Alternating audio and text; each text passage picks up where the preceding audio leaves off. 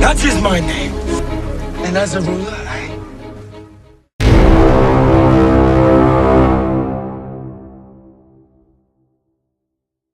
c'est-à-dire, nous avons un seul Dieu. Nous, on ne fait pas ce qu'on appelle la Trinité. Dieu là-bas, Dieu là-bas, Dieu là-bas. Non. Nous, on dit La ilaha illallah. Et c'est un mot, ou bien c'est une phrase qui unit toutes les bonnes personnes. Min ladun Adam jusqu'à la dernière personne qui va naître. Toutes les personnes qui sont considérées auprès d'Allah subhanahu wa ta'ala comme étant des bonnes personnes se sont liées par ce mot qui est La ilaha illallah. On n'a pas 4000 prophètes. On n'a pas 50 000 modèles. On n'a qu'un seul modèle. Wa anna hadhihi ummatukum ummatan wahida. Notre communauté, il est seul. C'est une seule communauté.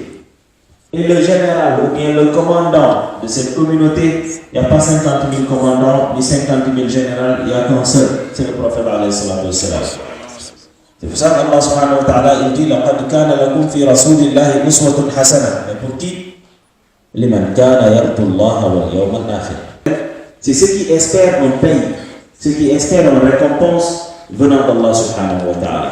Donc, si la personne il attend quelque chose d'autre, ou bien il espère quelque chose d'autre venant de quelqu'un d'autre, il peut aller le chercher.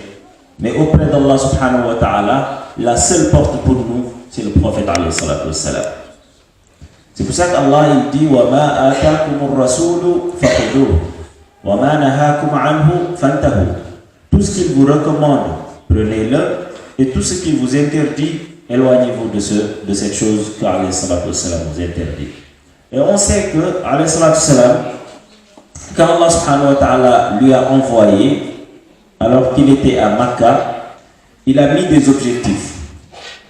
Le premier de ces objectifs, c'était de faire en sorte qu'il y ait pas mal de personnes qui disent La ilaha illallah. D'abord, le fait d'enlever toute forme d'associationnisme dans le cœur de ceux qui étaient à Makkah, mais aussi à Médine et autour de l'Hijaz. Ça, c'était son premier objectif.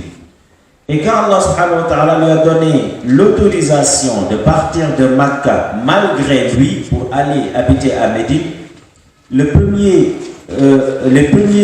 actes que le prophète a posés, c'était le fait d'unir les gens, les habitants de Médine et ceux qui sont venus de Makkah. Il a fait ce qu'on appelle at-ta'akhi, c'est-à-dire il les a fraternisés, pour que eux tous savent que, pour qu'ils puissent savoir que leur but et leur objectif doit être un. Maintenant, la façon les façons qu'on utilise pour arriver à cet objectif peut être différente. Mais si l'objectif est là, tout le monde le regarde, les doigts se penchent sur cet objectif, les actions se penchent sur cet objectif, ça veut dire que les cœurs sont unis autour d'un objectif. Allah subhanahu wa ta'ala va faciliter cette chose. C'est pour ça que le prophète sallallahu alayhi wa sallam il disait Yadullahi ma'al jama'a. La main d'Allah subhanahu wa ta'ala est avec le groupe. Mes chers frères et sœurs, aujourd'hui, Shaitan, il utilise l'islam, il utilise le Coran pour diviser les musulmans. Et malheureusement, beaucoup d'entre nous, pour des raisons vraiment futiles et inutiles, pour des raisons de rien du tout, une personne se lève du jour au lendemain et se dit, moi je vais rester chez moi, alors que les gens, les groupes, les personnes se donnent les mains, ils se fatiguent pour faire avancer une chose. Lui, tout simplement parce qu'il a quelqu'un parmi le groupe qui n'a pas aimé peut-être la façon dont tu le fais, ou bien il n'est pas d'accord sur X ou sur Y ou sur Z, il dit je vais rester chez moi. Mais si tout le monde faisait comme ce dernier, on va où? Dans quel monde on va aller? Comment on va faire donc pour préparer les générations? Si moi, je suis avec un groupe, les méthodes, je peux ne pas être d'accord avec les méthodes. Alors quand je ne suis pas d'accord, le Coran, il nous apprend à avoir une bonne éducation. Savoir comment et quand parler. Et en ce moment-là, s'adresser aux personnes qui doivent m'écouter et leur dire mon opinion, pas leur imposer à accepter mon opinion. Parce que je peux ne pas être d'accord, je suis qu'une seule personne parmi tant d'autres. Ça, qu'il nous plaise ou non, vous m'excusez si les paroles sont un peu dépassées, ce n'est pas mon objectif, mais c'est ça la réalité. Le Coran, il nous apprend à avoir les bonnes manières et une bonne éducation. Et les bonnes manières et une bonne éducation, c'est le Coran qui le détermine, ce n'est pas vous, ce n'est pas moi, ce n'est pas qui que ce soit. Le prophète, il nous a appris à travers le Coran les histoires qui nous ont précédés ici, telles que les bonnes manières que le Coran apprenait à ses enfants, etc.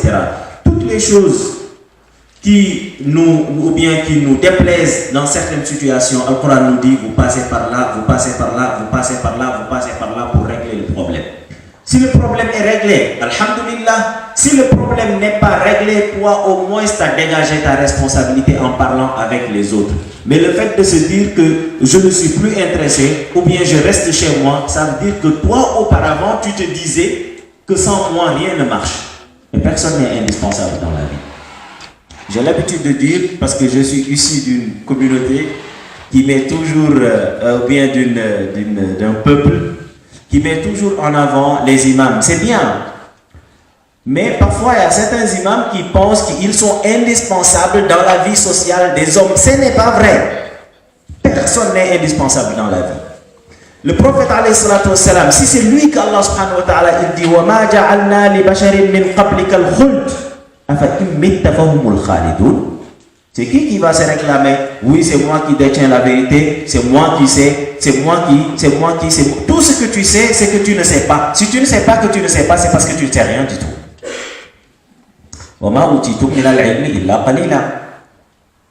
Et quand Allah subhanahu wa ta'ala il dit, ce que je vous ai donné comme connaissance, c'est peu. Si une personne, il n'a pas cette compréhension, il n'aura pas les pieds sur terre. Et celui qui n'aura pas les pieds sur terre, le jour où il va tomber, il ne le saura pas. C'est pour ça qu'Allah subhanahu wa ta'ala il dit, Inna rabbaka sari'ul iqab. Inna rabbaka sari'ul iqab, ça veut dire quoi? Ça veut dire que tu ne détermines rien du tout. Tu ne détiens rien du tout. Le jour où Allah subhanahu wa ta'ala décidera de te châtier, en une fraction de seconde, tu vas mourir. Et une fois que la mort intervient, les châtiments commencent. C'est ça, sari'ul iqab. Ce n'est pas que yawm al-qiyamah, non, sari'ul iqab, c'est ici, au moment où tu vis. Pendant ta vie, c'est là, sari'ul iqab. Ça veut tout simplement dire, mes chers frères et sœurs, la plupart de nos problèmes d'aujourd'hui, c'est que beaucoup d'entre nous se prennent pour des personnes qui ne sont pas. Le prophète, il nous a appris une chose. As-sama' et ta'a. Ça ne veut pas dire qu'on va avaler tout et n'importe quoi. Encore une fois, j'ai dit ici tout à l'heure, quand quelqu'un a quelque chose qu'il n'aime pas ou bien qu'il n'est pas d'accord, d'abord, il doit le montrer à Allah subhanahu wa ta'ala en lui disant, oh Allah, moi, ça, je ne suis pas d'accord, je ne comprends pas, etc. Je te demande de m'aider à aller vers les personnes à qui je dois parler et de me donner la possibilité et l'humilité de les parler pour qu'ils puissent entendre ce que je dis. Allah, il a envoyé Moussa alayhi salam. Il l'a envoyé vers qui? Pharaon. Pharaon, il est qui? C'est un paria. Mais n'empêche, qu'est-ce qu'il a dit à Moussa alayhi salam? Moussa qui fait partie des 5 meilleurs hommes. Ulul azm min ar-rusul. Moussa, il fait partie d'eux. C'est Sayyidina Muhammad, Sayyidina Ibrahim, Sayyidina Moussa, Sayyidina Isa. Et le 5e, c'est qui? Sayyidina Muhammad, Sayyidina Moussa, Sayyidina Ibrahim, Sayyidina Isa et Sayyidina Nuh alayhi salam. وإذ أخذنا من النبيين ميثاقهم ومنك ومن نوح وإبراهيم وموسى وعيسى بن مريم sont les 5 qu'on dit ulul azm. Allah, il a envoyé cette personne vers Pharaon, mais pourtant il lui a dit فَقُولَا لَهُ قَوْلًا لَيِّنًا لَعَلَّهُ يَتَذَكَّرُ أَوْ يَخْشَى. Donc il a dit à Moussa alayhi salam, qui fait partie des 5 meilleurs hommes, quand tu parles avec une personne insignifiante que Pharaon, parle avec lui en utilisant la douceur. Donc que parle-t-on si tu t'adresses à quelqu'un que des gens ont eu confiance, même s'il ne mérite pas cette confiance, ce n'est pas ton problème. Là où tu dois le régler, c'est quand les gens seront ensemble. Et tu parles avec une bonne éducation. Tu fais passer ton message et tu écoutes. C'est comme ça que le Coran nous apprend à régler les différences au sein des populations ou bien au sein des ummas ou bien au sein des groupes. Et si on n'a pas une bonne éducation et on ne comprend pas comment on doit faire, on doit apprendre. C'est pour ça qu'on est là, on s'entraide. J'ai dit tout à l'heure, beaucoup d'entre nous, si le Coran il dit, le prophète sallallahu alayhi wa sallam, toi tu n'es pas indispensable parce que tu es mort. Innaka mayyitun wa innahu mayyitun. Si quelqu'un devait être indispensable, le Coran il dit c'est toi Muhammad sallallahu alayhi wa sallam. Afa imitta, est-ce que si tu meurs, ahumul khalidun, c'est eux qui vont rester? Personne ne va rester dans ce bas monde. Tout le monde partira un jour. Parce que le meilleur d'entre nous est parti. Le meilleur parmi nous est parti. Et toujours on voit des personnes qui partent et d'autres qui restent. Et l'objectif du Coran, c'est pour ça Allah subhanahu wa ta'ala il dit à la fin de Surat An'am,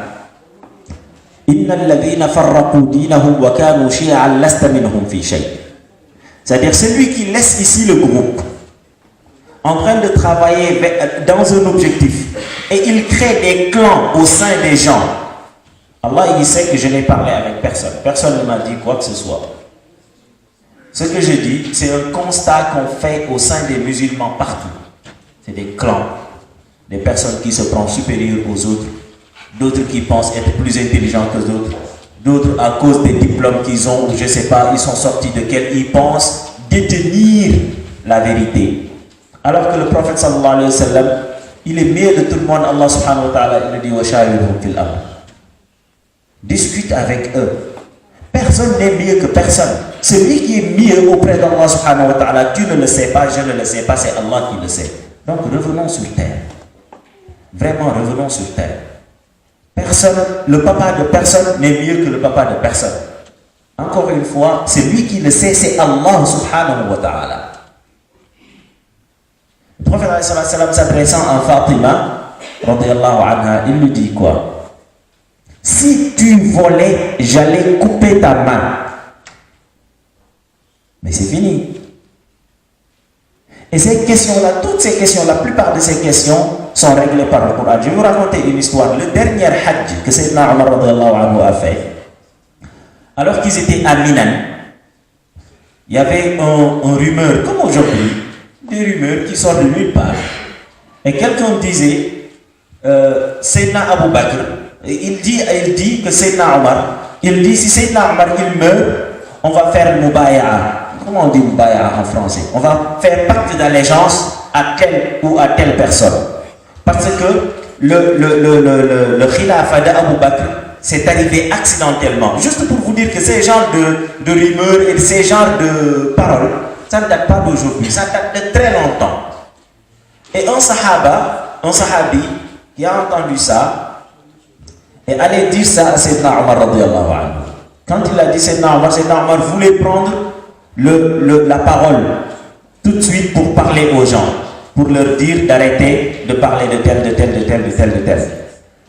Ce dernier lui dit non, parce que ici, ce n'est pas le bon moment, ce n'est pas la bonne place. Parce que ici à Makkah, tout le monde est là. Les vrais musulmans et ceux qui se disent musulmans. Donc si tu sors un tel, il s'adresse à qui en fait? À Sayyidina Omar, Khalifa, Amirul Mu'minin. C'est lui qu'on nous a toujours appris comment il était humble, comment il était généreux, comment il était juste, comment il était droit, comment il était ferme. C'est un simple sahabi qui s'adresse à lui pour lui donner son avis et lui dire non, ce n'est pas le bon moment pour parler, à mon avis. Parce qu'ici tout le monde est là, les hypocrites sont là. Il y a certains qui sont venus que pour vendre leurs affaires. Il y a d'autres qui sont venus que pour faire tel, que pour faire. Si tu sors ça, ils vont répandre ce rumeur et ça peut ne pas être bon. Tu attends, quand on va rentrer à Médine, tu vas calculer le bon moment pour parler de ce discours. C'est Omar l'a écouté et il l'a fait. Et depuis que le monde est le monde jusqu'à aujourd'hui, à chaque fois que des projets se mettent en place, beaucoup de gens seront autour de ces projets. Mais le jour où le projet va être réalisé, vous allez voir peur. de gens seront là pour le réaliser. Parce que ce que demandent des projets, que ce soit la mosquée, que ce soit beaucoup de choses, de projets de vie, ainsi de suite. Quand tu es jeune, quand tu es fort, tu peux voir beaucoup de gens avec toi. Mais le jour où tu deviens pauvre ou bien tu n'auras plus rien du tout, alors là, ce sont les vrais amis qui resteront avec toi. Et ça aussi, c'est dans le dîn, c'est dans toutes les situations. Beaucoup de projets. Aujourd'hui, on peut se dire, ouais, on veut construire à la Saint-Métal un hôpital. Tout le monde, vous allez le voir, oui, comme ça, on va avoir des gynécologues musulmanes, des musulmans qui vont faire le khitan pour nous. Tout le monde vont se lever. Mais une fois que le projet commence, vous allez voir, les personnes, les personnes reculent petit à petit, de telle sorte qu'à la fin de ce projet, peu de gens seront les personnes qui resteront parce que c'est dur, c'est difficile, ce n'est pas facile. Mais aussi ça, c'est un ibtila. C'est une épreuve qu'Allah subhanahu wa ta'ala fait passer aux gens. Donc il faut faire attention parce qu'il fait partie des causes les plus déterminantes pour diviser les gens. Chacun se dit moi. À la fin, si chacun se dit moi et retourne chez lui, à la fin il n'y aura personne. Donc soit on n'était pas sincère au début, ou bien on était sincère certes, mais notre sincérité dépendait des intérêts. On ne m'a pas élu, on ne m'a pas dit ça, on ne m'a pas fait ça, mais je ne suis pas d'accord. Oui, le fait de ne pas être d'accord, ça c'est normal, parce que même le prophète sallallahu alayhi wa sallam, Allah nous dit, parle-en avec eux, discute avec eux, écoute leurs avis. Mais par contre, فَإِذَا عَزَمْتَ فَتَوَكَّلْ عَلَى اللَّهِ. Quand tu prends une décision, cette décision vient d'Allah subhanahu wa ta'ala. Donc appuie-toi sur Allah subhanahu wa ta'ala et prends une décision et allez vers l'avant. Donc nous, c'est impératif. Même une personne qui a raison. Je vous donne juste un exemple. Vous savez, jeûner le mois de Ramadan, c'est quelque chose d'obligatoire qui doit commencer dès le premier jour. Et pourtant, dans le fiqh, on est tous là en train de regarder la lune. Toi et moi et autres, on a regardé et on a vu la lune. On l'a vue avec nos propres yeux. Mais on a appelé le responsable des musulmans pour lui dire qu'on a vu, mais lui, il ne porte pas crédit de ce que l'on dit pour X raisons.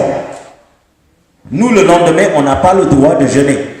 S'il ne décrète pas que le premier jour de Ramadan, c'est demain, on n'a pas le droit de jeûner. En fait, on apprend quoi ici? On apprend ici que yadullahi ma'al jama'a. Ce n'est pas ce que tu as vu toi ou ce que tu détermines toi, mais c'est ce que le groupe ont décidé. C'est ça la décision qu'Allah subhanahu wa ta'ala nous dit de suivre. C'est ça. Même le prophète il est allé jusqu'à interdire quelqu'un qui pense avoir raison, même s'il est convaincu d'avoir raison, de se détacher du groupe. On ne se détache pas d'un groupe. Moi, au Sénégal, j'avais des amis qui sont sortis aller faire des études en Arabie Saoudite, dans les pays arabes généralement. Et parfois, quand ils reviennent avec d'autres façons de penser.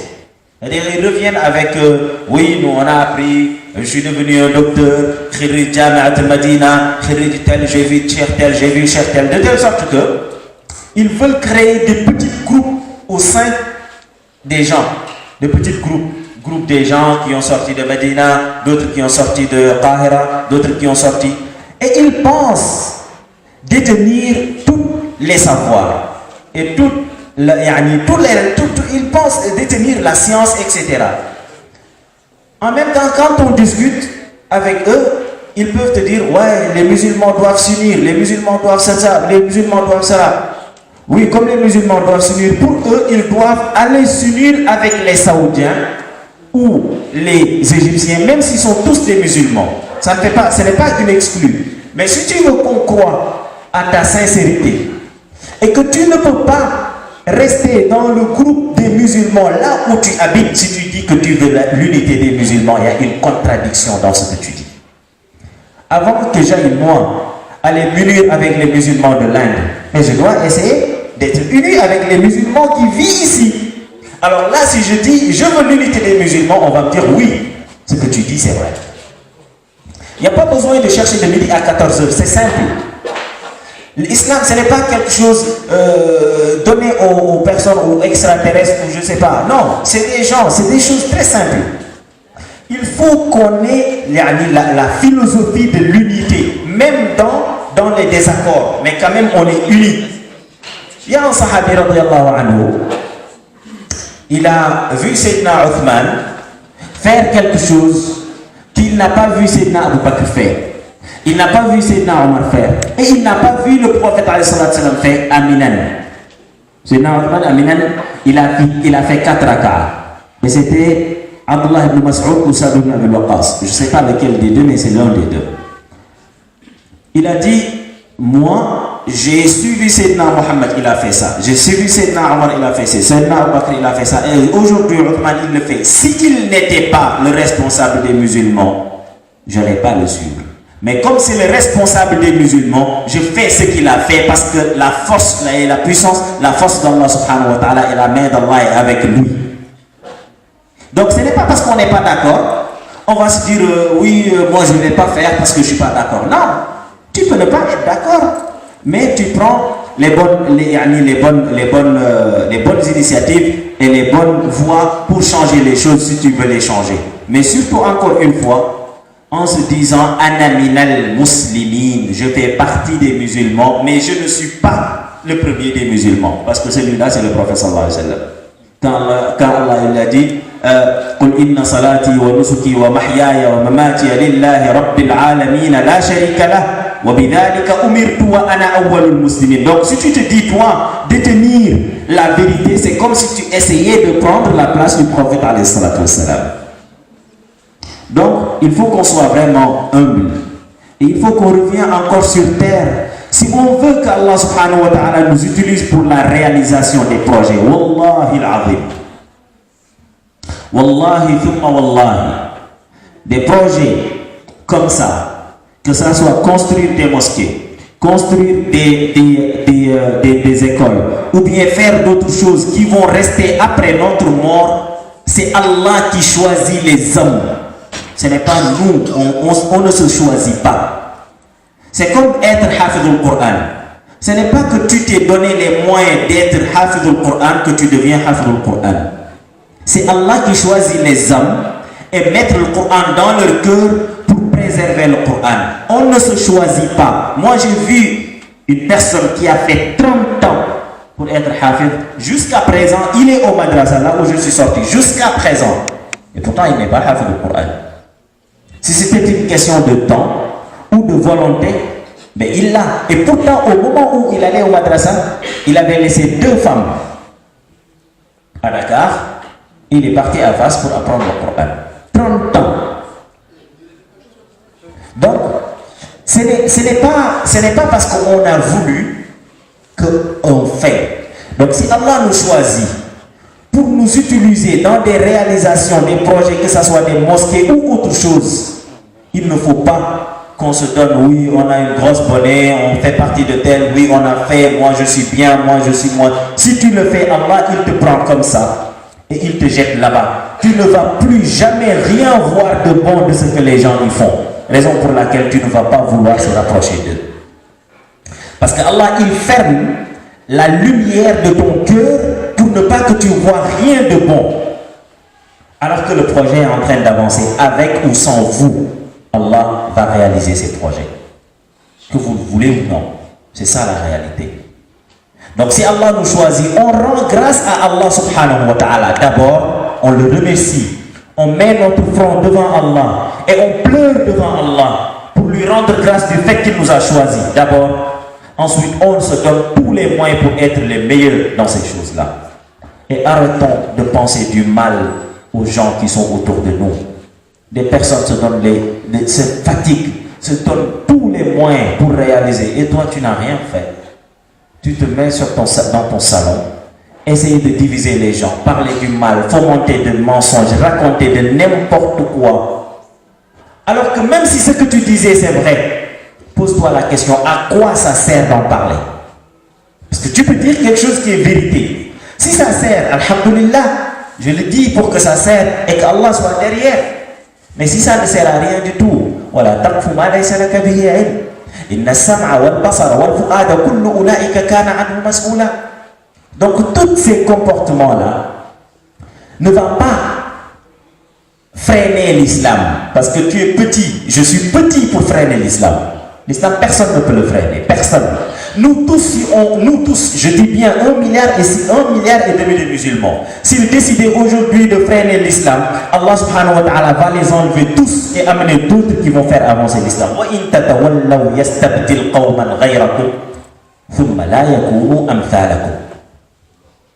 Si vous tournez le dos, Allah amènera d'autres personnes mieux que vous. Et vous allez rendre des comptes du fait que vous avez tourné le dos à l'islam. Viens, venez, ta'alaw, on s'entraide pour réaliser tel, pour réaliser tel, pour réaliser tel. Moi, je ne dis pas que cette réalisation va se faire aujourd'hui ou demain. Le jour où ça va se réaliser, on ne sait pas. Parce que Allah, c'est lui qui garantit les résultats. Nous, la seule chose que Allah nous demande, c'est de bouger. Il dit dans un hadith al-Qudsi, ya ibn Adam, la tatlub minni rizq al-ghad kama lam atlub minka amal al-ghad. Allah ne nous demande pas de réaliser ça, non. Il nous dit de penser qu'est-ce que l'on peut faire aujourd'hui pour que ça soit réalisé et on le fait. Est-ce que ça va être réalisé ou pas, ce n'est pas notre problème parce qu'on ne peut pas garantir notre vie de demain. Mais on peut garantir quand même que, Inch'Allah, on sera au paradis avec le prophète alayhi salatu wassalam si aujourd'hui on met nos pieds là où le prophète sallallahu alayhi wa sallam il le mettait. Parce que inna alladhina amanu wa amilu salihati kanat lahum jannatul firdausi nuzula. Mais il faut amanu amilu salihati aujourd'hui. Parce que walal akhiratu khayrun laka min al-ula, à une condition que tu fais aujourd'hui ce que tu dois faire. Mes chers frères et sœurs, nos cœurs sont malades. Raison pour laquelle on arrive à réaliser rien du tout. Beaucoup d'entre nous peuvent sortir beaucoup d'argent et le poser sur table. Et que cet argent, ça va servir à rien du tout. Pourquoi? Parce que ça n'a pas été sincère. Parce que si c'était sincère, peu d'argent est largement suffisant pour réaliser énormément de choses. Et certains parmi nous, j'espère qu'Allah va nous protéger nous tous de ça. Allah il dit وَقَدِمْنَا إِلَى مَا عَمِلُوا مِنْ عَمَلٍ فَجَعَلْنَاهُ هَبَاءً مَنْثُورًا. فَجَعَلْنَاهُ هَبَاءً مَنْثُورًا. Et pourtant, ils se sont donné beaucoup de choses. Mais à chaque fois qu'ils donnaient, après ils revenaient derrière, parlaient, oui, moi j'ai fait, moi j'ai fait, moi j'ai fait. Et le frère Allah Jazil Khair, il a lu tout à l'heure, Ya ayyuhal ladhina amanu, la tubtilu sadaqatikum bil manni wal adha. Que ce soit tu l'as donné à la mosquée, tu l'as donné à ton frère, tu l'as donné à ton père, tu l'as donné à ta mère, tu l'as donné à qui tu veux. Si tu reviens derrière pour dire oui, j'ai fait, j'ai donné, moi j'ai. Allah il t'attend yawm al-qiyamah, tu viens, tu dis Allah, moi j'ai donné. Allah il dit oui, tu as donné, mais tu as dit pourquoi tu l'avais donné. Tu l'avais donné pour qu'on te voie, pour qu'on sache que tu es là et que les gens ont su que tu étais là. Khalas, c'est ça. Faja'alnahu haba'an manthura. Qu'Allah nous protège de ça. Juste pour dire que l'unité, c'est des principes en fait. C'est un principe, il fait partie des premiers principes de l'islam, l'unité des musulmans. Celui qui divise les musulmans pour X raisons, c'est parce qu'il n'a rien compris. C'est pour ça qu'Allah dit Inna alladhina farraqu dinahum wa kanu shi'an, ceux qui mettent la division au sein des groupes, au sein de la religion, ils mettent des divisions, des noms, etc. Ils divisent les gens. Allah il dit c'est parce qu'eux ils n'ont pas compris le principe de l'islam. Parce que le principe numéro 1 de l'islam c'est unir tout le monde. Ya ayyuhal ladhina amanu dukhulu fi silmi kaffa. Vous tous entrez dedans. C'est le principe numéro 1. Donc celui qui ne comprend pas ce principe, j'ai combien de minutes? Bon, donc celui qui ne comprend pas ce principe, c'est celui qui vient mettre la division au sein de la communauté, que ce soit dans des groupes ou autres. Donc il faut se dire toujours, si je veux vraiment, je suis vraiment sincère dans l'unité que j'appelle, je suis vraiment sincère dans ce que je veux, il faut que je le commence ici, là où je vis. Je le commence ici, là où je vis. avant d'essayer de m'unir avec des gens qui vivent à Paris ou avec des gens qui vivent ailleurs ou avec des gens qui vivent là-bas, essayons déjà de faire bloc ici pour réaliser les projets qui ont été mis ici. Sinon, ouais, on peut se permettre de ne pas le faire, mais Allah subhanahu wa ta'ala aussi se permet de ne pas nous récompenser. Donc c'est un esprit, mais aussi c'est une volonté qui fait que l'on puisse réaliser des choses. Allah, il nous appelle toujours dans l'unité. Et quand on est unis, tout est possible. Tout est possible quand on est unis. Toutes les choses, tous les projets que l'on prend, Allah subhanahu wa ta'ala y met de la baraka. Omar ibn Abdul Aziz, tout le monde, ou bien la plupart d'entre nous, connaît son histoire. Il n'y a pas de secret. Quand il est venu, il s'est armé de sincérité, de justice et de l'unité. Raison pour laquelle dans son temps, il a pu réaliser presque tous les projets qu'il avait commencé. Parce que les musulmans étaient unis autour de Omar ibn Abdul Aziz. Et beaucoup d'autres choses, on peut donner beaucoup d'exemples comme ça. C'est juste pour dire qu'il fait partie des principes de l'islam, travailler pour l'unité des musulmans. Donc celui qui travaille pour diviser les musulmans, je vous laisse penser, il est comment, ou c'est qui ses amis, et il va avec qui. Parce qu'ici, il n'y a pas 50 000 groupes. Il n'y a qu'un Ashabul Yamin et Ashabul Shimal. Et Allah, il dit, Inna ma yuridu shaytanu an yuqi'a baynakum al-adawa wal-baghdha ila yawm al-qiyamah. Inch'Allah. إنما يريد الشيطان أن يوقع بينكم العداوة والبغضاء إلى يوم القيامة. Ça c'est la volonté, c'est ce que le shaitan il veut. Il veut mettre de la division entre nous. Donc si toi tu travailles pour diviser les gens, c'est comme si tu venais pour aider le shaitan dans son sentier. Mais si tu travailles pour unifier les musulmans, c'est comme si tu travaillais pour aider le prophète sallallahu alayhi wa sallam pour qu'il puisse amener plus de personnes au paradis. Et toi, quand tu travailles avec Shaitan, c'est pour amener plus de personnes en enfer. J'ai entendu un cheikh qui a raconté une histoire extraordinaire. C'était un jeune qui avait les pensées de ce qu'on appelle le djihadisme. Et moi, je ne suis pas d'accord sur le fait qu'on utilise ce mot. Donc, il voulait aller faire la guerre, ou je ne sais pas, en Syrie ou ailleurs. Et il voulait commencer ça déjà au Sénégal. Et le cheikh, il l'appelle. Il lui dit, on m'a dit que toi... Il dit oui, parce que ici, même s'ils disent des musulmans, ce ne sont pas des bons musulmans. Parce qu'ils font tel, les femmes, ils ne mettent pas les voiles, il y a la musique, ils vendent de la drogue, ils vendent de l'alcool, ils font tel, ils font tel, ils font tel. Donc, il vaut mieux aller dans un marché et de se faire exploser comme ça. Tout le monde va mourir, moi je vais aller au paradis. Le cheikh, il écoute. Quand il a fini, il lui dit, d'accord. Mais maintenant, moi, je te pose juste une question. L'objectif, il lui dit, si tu t'exploses dans le marché et que tous ils meurent, toi tu vas aller au paradis. Eux ils vont où? Il dit tous en enfer. Il dit d'accord. Il dit donc, moi la question que je te pose, l'objectif de Sayyidina Muhammad sallallahu alayhi wa sallam c'est quoi? Il dit, wa ma arsalnaka illa rahmatan lil alamin, pour que tout le monde aille au paradis. Il dit donc, si tu t'exploses dans le marché, toi, tu aides Iblis à remplir l'enfer ou tu aides Sayyidina Muhammad à remplir le paradis? Et le gars, il a resté pendant 1 minute à réfléchir. Et c'est en ce moment-là qu'il s'est rendu compte qu'il était dans l'erreur. Donc le travail que tu fais détermine celui avec qui tu seras yawm al-qiyamah. Si tu divises les gens, وقال الشيطان لما قضي الأمر إن الله وعدكم وعد الحق ووعدتكم فأخلفتكم. À la fin il dit quoi? فلا تلوموني ولوموا أنفسكم ما أنا بمصرخكم وما أنتم بمصرخي. Ne mettez pas les trucs sur moi. Et pourtant tu l'as aidé pour remplir l'enfer. Quant à Ashabul Yamin, eux ils seront avec le prophète alayhi salatu salam. Donc il n'y a aucune action que nous faisons sans calculer ce qu'on fait, c'est quoi. Avant de parler de quoi que ce soit, avant de faire quoi que ce soit, pose-toi la question, cela va dans l'intérêt de qui? Est-ce que cela va dans l'intérêt des musulmans ou ça va à l'encontre des intérêts des musulmans? Si c'est dans l'intérêt des musulmans, dis-toi marhaban wa sahla, ahlan wa sahla. Si ce n'est pas le cas, éloigne-toi. Quant à les conséquences de la division, ça c'est Al-Qur'an qui le dit.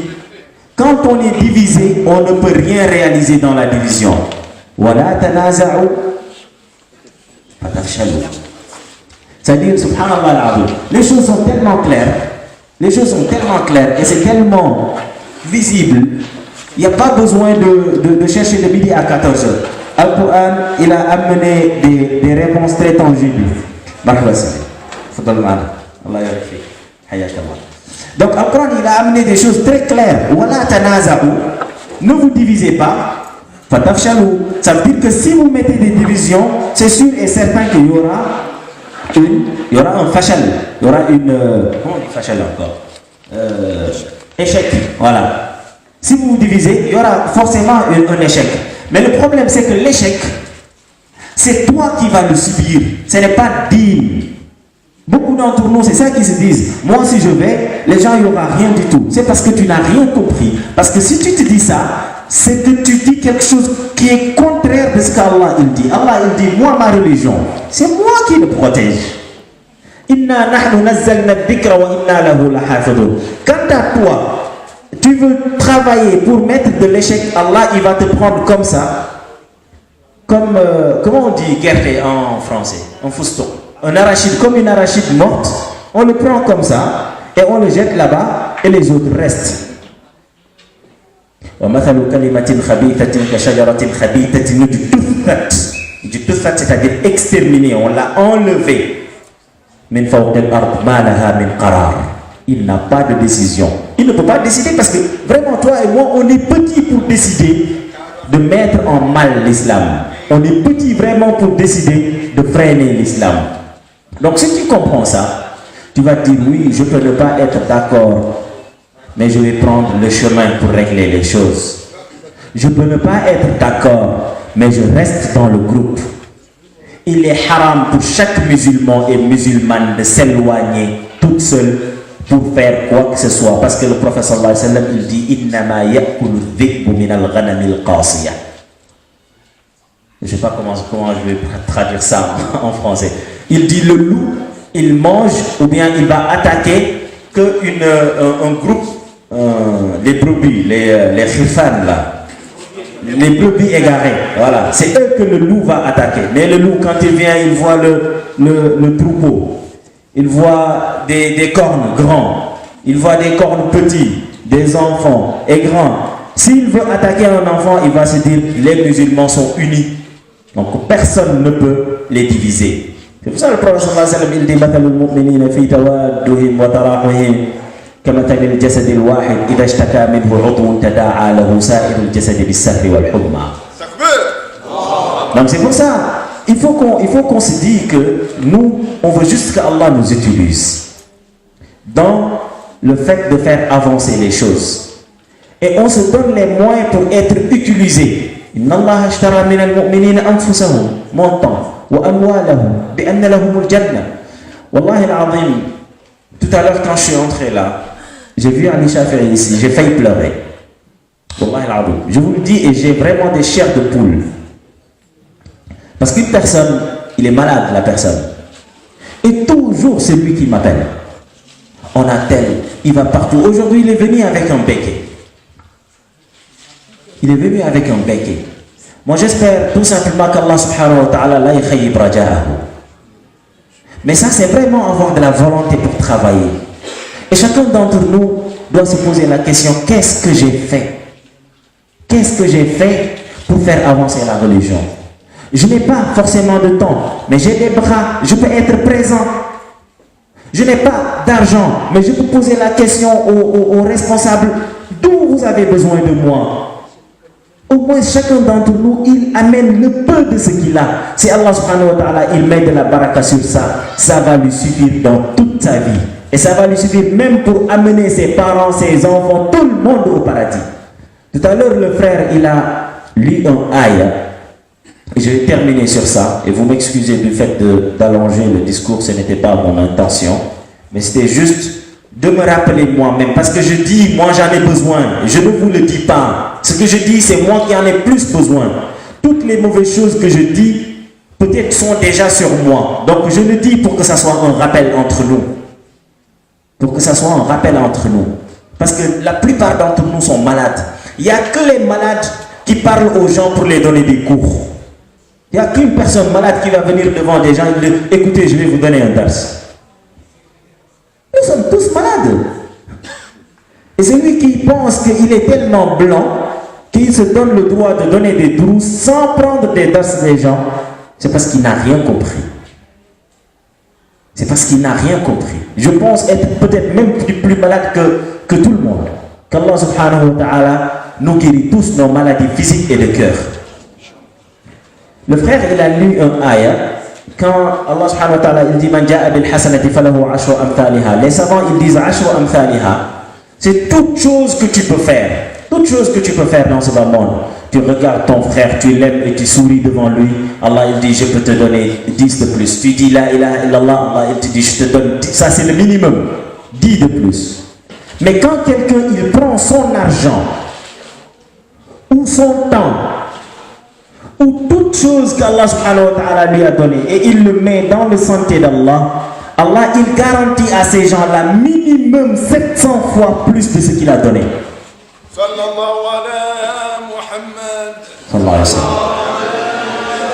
C'est pour ça qu'il a dit مثل الذين ينفقون أموالهم في سبيل الله كمثل حبة أنبتت 7 سنابل في كل سنبلة 100 حبة. Ça c'est le minimum.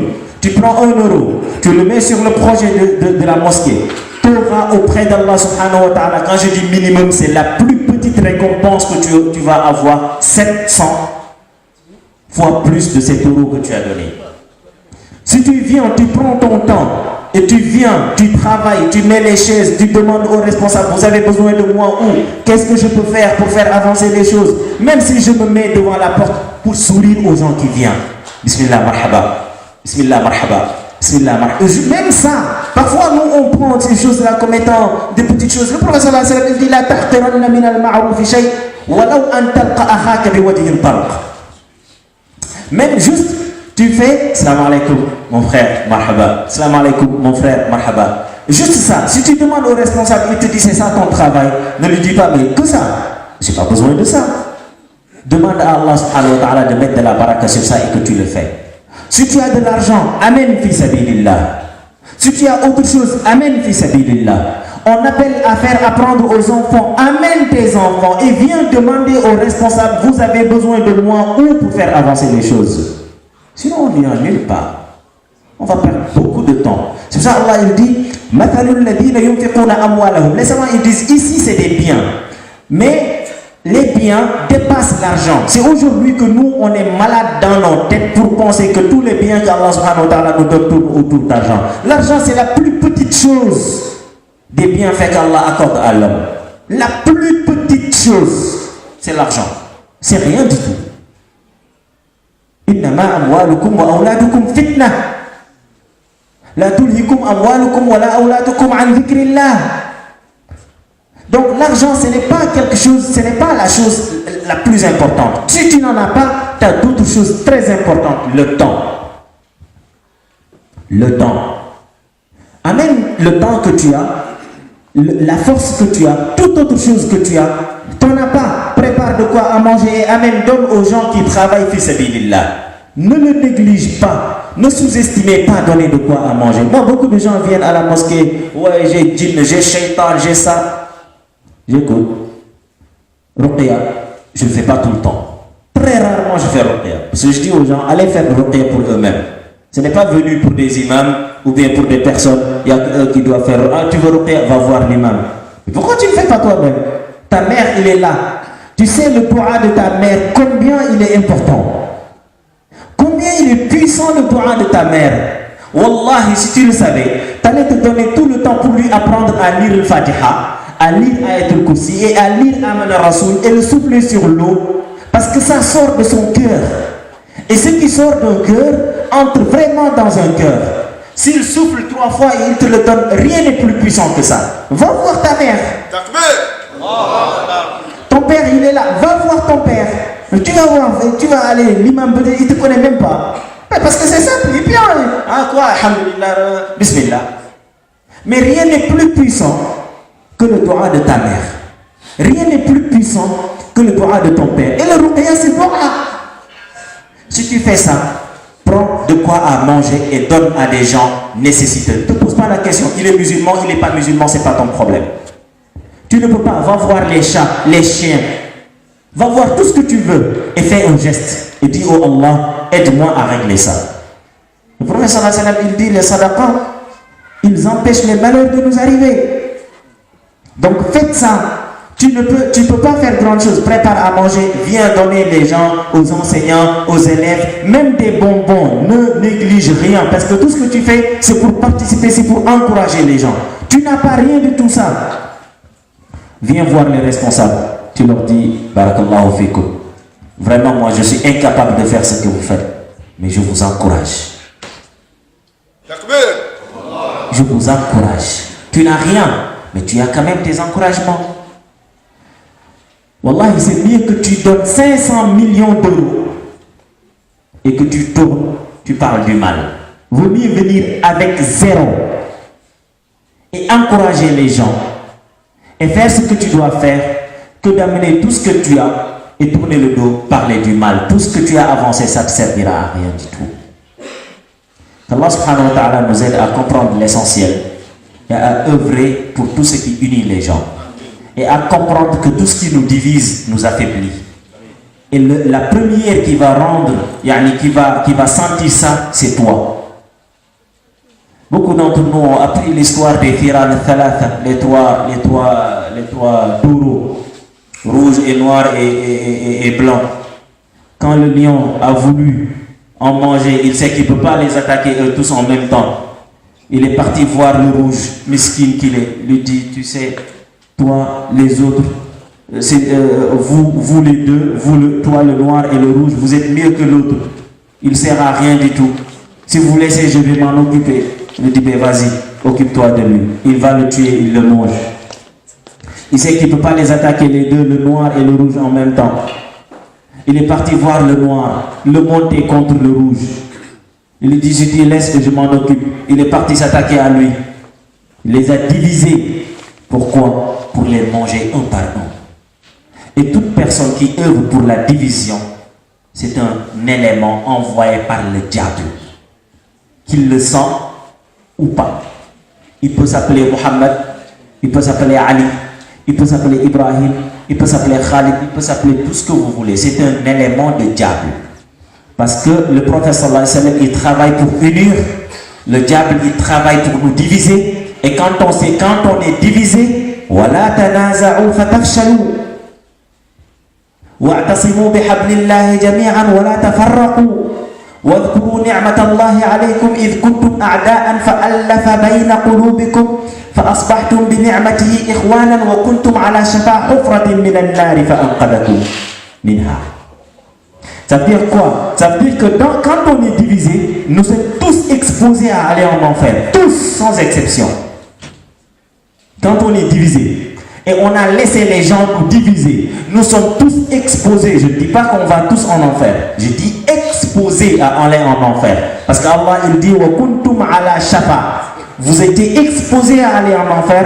فَأَنْقَذَكُمْ مِنْهَا. Allah vous a sauvé et il vous a unis. Pourquoi vous acceptez que le diable il vient vous séparer? Vous dites que oui, le shaitan il est fort. Il a du ruse. Allah il dit